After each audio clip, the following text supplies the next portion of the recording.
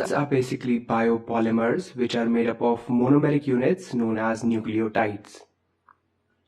We have two important functions for nucleic acids, that is, they hold our genetic information and they perform a variety of other functions that we will discuss later. We have two important types of nucleic acids in our body, the DNA and the RNA. Let's first try to understand the definition of nucleic acids. So nucleic acids are biopolymers. Bio means that they are synthesized inside biological systems and they are not synthetically synthesized.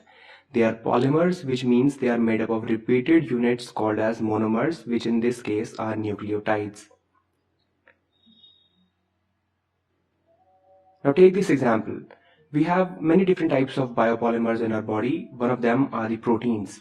And most of you know that the proteins are made up of repeated units called as amino acids.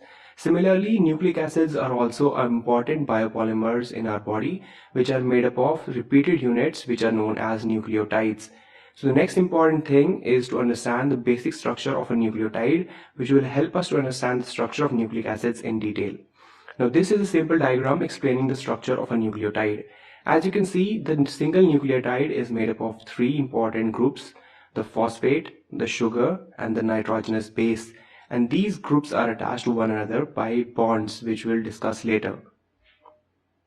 To understand the complete structure of a nucleotide, let's try to understand the structure of these groups one by one. So the first is the sugar. The sugar present inside the nucleic acids are 5 carbon sugars.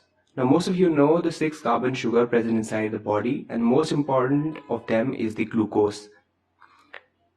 Now in chemical nomenclature, all the 6 carbon sugars are called as hexoses. The word hex meaning 6. There are different types of hexoses in our body other than glucose, like the mannose and galactose.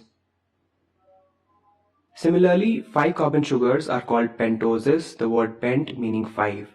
There are different types of pentoses in our body, but the two important types of pentoses that are present inside the nucleic acids are the ribose and the deoxyribose. Now this is a simplified structure of the sugar present inside the nucleotide. Now if we compare this structure with the chemical structure of the ribose and deoxyribose on the right, you can see the structure clearly. We have carbon atoms on each of these corners. Note that the last carbon atom is located outside the ring. We have an oxygen atom at the center topmost position. You can also see in this chemical structure that the carbon atoms are named from 1 to 5 in a clockwise direction. So the carbon atom next right to the oxygen is called C1, so C2, C3, C4 and C5. C5 is located outside the ring. You can also see in this chemical structure we have different type of functional groups attached to these carbon atoms, like the hydroxyl group and the hydrogen atom. The most important of these functional groups which determine whether the sugar is ribose or deoxyribose are present at the carbon number 2 and the carbon number 3. In the sugar ribose, we have a hydroxyl group that is attached to the carbon number 2. This is the chemical structure of ribose.